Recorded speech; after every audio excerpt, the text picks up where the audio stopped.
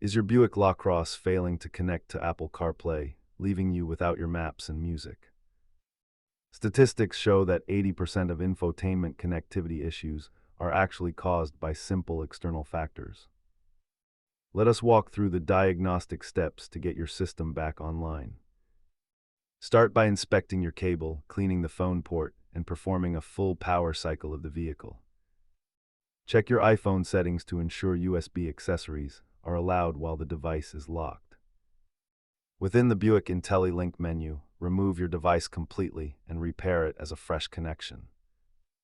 Most fixes are free, but if hardware is the issue, you might need a dealer firmware update or a new USB hub.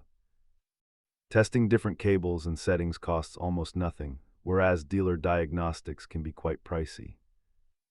If software fails, check the interior fuse box to ensure the infotainment circuit is receiving stable power.